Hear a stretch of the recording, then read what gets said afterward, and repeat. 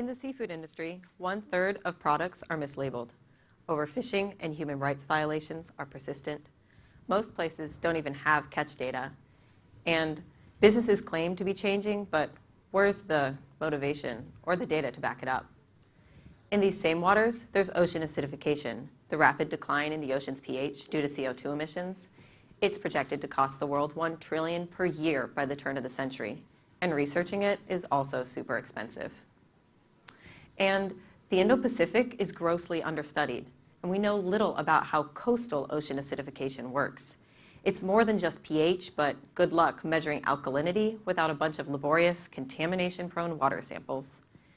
And there isn't any continuous data on a fine scale either, since most autonomous measurements come from a few scattered buoys.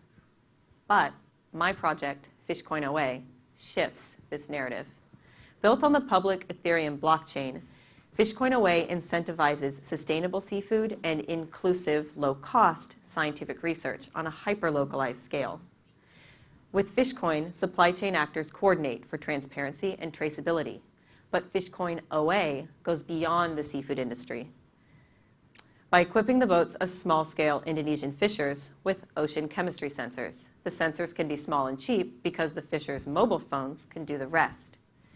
Sensor data is transferred to the ocean acidification app, which automatically uploads this data to the blockchain whenever there's a stable mobile connection.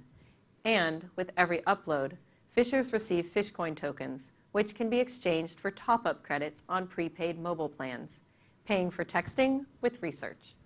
Anyway, we get the rest of our data via satellite and stick all that data onto the blockchain to make it accessible to researchers who analyze it and submit process data back to the blockchain so that others can use it. And this process data is really cool.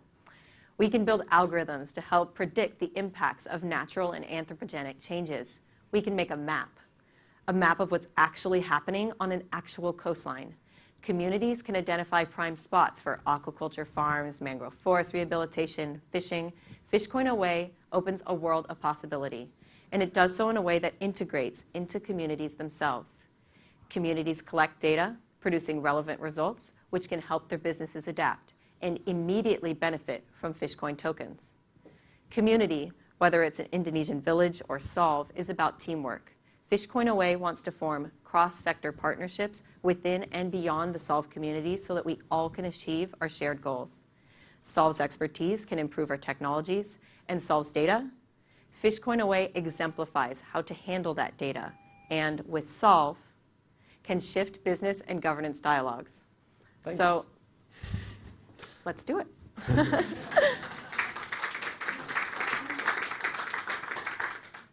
Judges, 1, 2, 3, yep. So my question is that the sensors will be deployed on the boats and how you handle maintenance and repair of the sensors. Fantastic question. So one of the key pieces is the partnerships that we're establishing with universities, research institutions, and NGOs.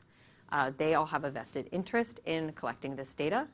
And so we're planning on having the fishers, as they agree to sign up, comply with maintenance checks that will be conducted by actual people who are equipped to provide this maintenance. And my conversations with the folks that are doing the various technology development for us have actually been grounded in the fact that they want to know where we're located so that they can make sure that their maintenance people would be there. And one of the great aspects about this is that by having these maintenance checks, you're also making sure that you can have data integrity and validity. And that is rewarded by Fishcoin tokens. As researchers are performing that act, they also receive Fishcoin tokens. So for the first time, we're actually incentivizing this entire process of doing this kind of work. Other questions?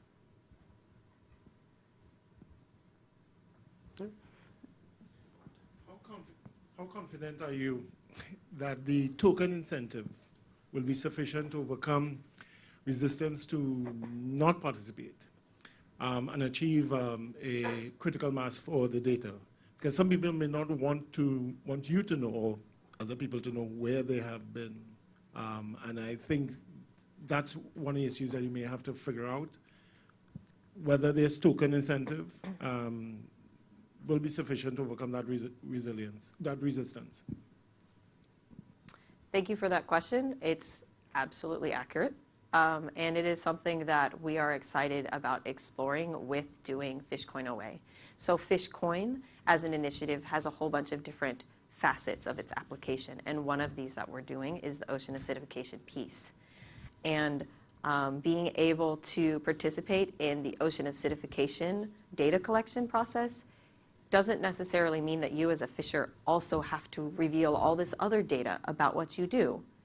But you can start to at least receive some benefits by participating in this research on the ocean acidification front. And then you might say, oh, well, also, all the guys that I was selling to before, they all want data, but I'm not participating in this, so I can't sell to them anymore.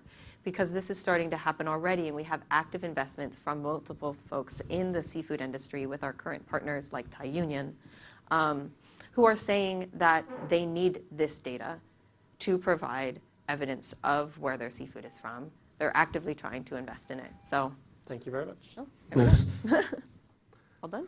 All done. Thank you so much.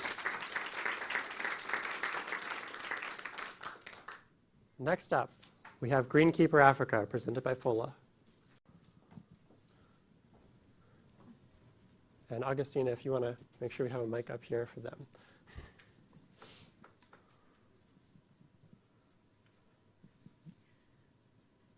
Yep. So the question actually continues on. I think the question for me was, are you actually looking into concrete technologies, because it is so carbon intensive? And have you partnered yet with new concrete solutions, for example, out of Europe? Basically,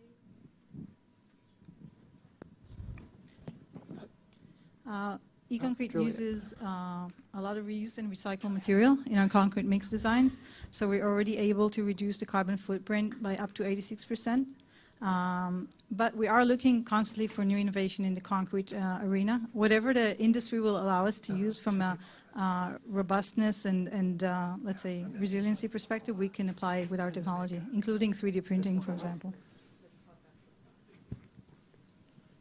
Other questions? In the back here? I have a question for the fish coin. You speak about uploading data to the blockchain. As far as I understood, it's very expensive to store data in the blockchain because it's distributed. Could you say something about that? And about Cold Hub, can you talk a bit about the financing of these Cold Hubs, upfront payment, and then how is that return generated? I'll go for it first. So to speak to your very good question about how blockchain technologies work, completely correct. It is more expensive to upload data directly to a blockchain. It's also kind of not the best practice when you're building in a blockchain space, because you're cluttering blockchain with items that really are not suited for what blockchain technology is best at doing. So instead, you put all of that information into a separate database that then you sync into, and just with a link for just the pieces you need to have transferred to blockchain. That's how it works. And so that's what we will be doing as well, and are already doing with FishCoin. Yeah, right now we are financing the Code Hubs 100%, and at $27,000 one unit, we are charging 50 cents to store one crate of food, and it takes approximately 24 months maximum to collect that money back. That is at if you have 50% utilization. You know, for fish we are charging $1, and you can put 150 bags of fish inside each hub, and at full utilization you can get that money back in less than 12 months. But for us to go to scale, we'll continue to build our code hubs and also offer master franchises in different countries. Other audience questions? So raise your hand so I can call on you and we make sure we get you a microphone. Right here. Hi, a question regarding the maritime. So with the IMO sulfur regulations, I understand that what you want to do is really lower the pollution in ports and what have you. So do you see, with the new regulations coming out in 2020, sort of kind of tracking the progress of these vessels and fleets, and can you just touch upon that a bit, please? Very good question. We plan to, with this data, we'd be able to create an automated monitoring, reporting, and verification system. And that way we can enable the regulators to be able to track, even if the ship filled up in Singapore, they'd be able to know when they came through the port in Rotterdam, for example, to use these ports we've been talking about. They'd be able to know that they didn't fuel up on compliant fuel, so then they can actually charge them. That is a major mechanism that will create change for the regulatory side, but right now in developing and emerging economies, they don't have progressive regulatory structures nor the ability to do that. So this system would hopefully be also able to show them that you can charge these boats, that you have the data to do that, and it creates a revenue stream for coastal communities that doesn't come out of their own industry. It comes out of these ships that have been dumping and polluting throughout the history. Space for a few more questions in the back there. Just wondered, for the Maritime Blockchain Lab, if you could tell us how many ships have actually already signed on to the demonstrator. We signed on 3 vessel operating companies, and in total there are 270 ships that have committed to buying only the fuels that have come through on this system and shown compliance. Additionally, we have a long line of list of people that want to, or ship companies that want to come on board, but we need more fuel suppliers because we don't actually have enough of the demand of the fuel that meets the compliance. So now we're targeting like Shell, Exxon, and World Fuel Services, who has actually come to us to do that. So once we onboard more suppliers, we can onboard more vessel operators, and then it hopefully starts to feed in that way. Other questions? Judges, if you have any lingering things that you want to get to, it seems like we have some capacity. Honey? Shimrit, it sounds as though the approach you've got at the moment is already quite established business. What do you need to solve in order to make this project happen? Well, we have been considered a scale-up at the moment. We are trying to penetrate larger projects. The industry is very, very traditional, and really it's not just saying innovation in the field of concrete and maritime is not trivial. To change ways that have been done in 20, 30, 40 years, the same manner of construction, to bring innovation is very difficult. Of Seoul and MIT and people in this room can help spread the word. I think the UN Assembly Week is an amazing platform to talk about sustainable development and innovation in that field. And I think that this is something that we can use as a platform also to grow partnerships in different countries. We've been mostly active around the east coast of the US and around Israel, so I think there's a lot of opportunities in different regions. And again, I think that even from a business development perspective and business models, we have a lot to learn, and there's a lot of experience in those groups. Next. Any lines? Okay. Yep. I have a question for you. Is energy being captured when the recycled material is being incinerated?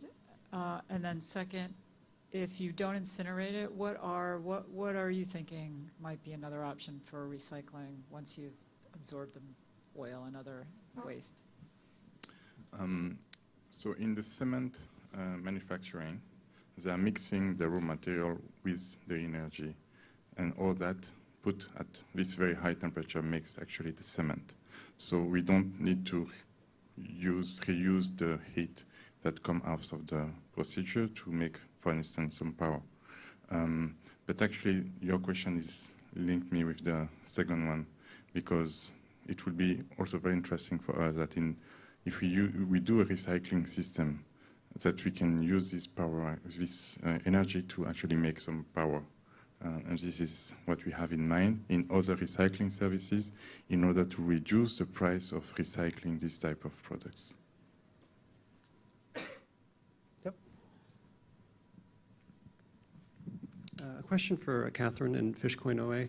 Are there any species in particular where you think you might be more effective with your technology, and recognizing that some species have issues around environmental sustainability as they expand? Great question. Ocean acidification is kind of that thing that everyone thinks about for shellfish. And so shellfish can be oysters, like we got an amazing oyster candidate up here, so we should chat. So there's definitely oysters, and we're actually in active conversation with oyster farmers in the US. But there's also sea urchins, which I'm kind of curious about because there's such a big market for sea urchins, especially in the Pacific region, and there's very little data about the traceability, about the origins, anything that's going on in the urchin industry. So like, let's start to tap into that. Also, urchins are herbivores, they're grazers. So if you're able to bring back a healthy urchin population, that has environmental benefits for how the entire ecosystem of that coral reef operates, because you can graze off the destructive algae, and it helps increase the resiliency of that coral as it's experiencing all sorts of other stresses. There's also a lot of things to consider when you're looking at fish. So fish larvae have been found to be negatively impacted by how they're able to find proper settling sites in coral reef areas when they're subjected to ocean acidification. So if we can start monitoring that, we can look for regions that are more safe havens for these organisms. We can start really figuring out how on a micro level we can manage these coastlines and manage these ecosystems in a way that can provide viable food sources for us for Great. years to come. Any last questions from the audience? Yep. Thank you. I have a question for Tyler and Fofola. Can you both speak about the impact of your work on the other animals and plants in the regions where you're both working? And I'm going to ask you each to do that very quickly so we can get back on time. All right, yeah, so I'll speak quickly. So oysters have been called things like a keystone species in ecological engineers because that reef is the foundation for the entire ecology of the system. And so if you come to a place like here, you might have like less than 1% of historical abundance. Chesapeake is a couple of percent, you know, around the world, everywhere you go, that's the case. And so there's a huge impact is the short answer. Thank you. Today, the place we are working in is actually dying. The lake is dying. It's starting to be shallower and shallower every year, and the fish has completely disappeared from this place.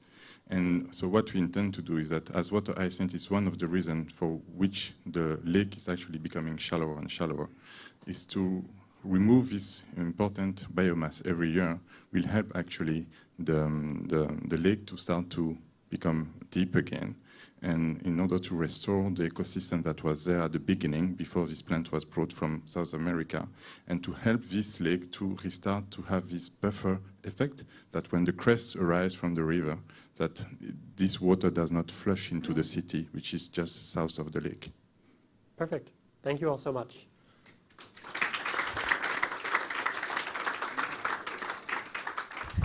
And I will ask you to leave the stage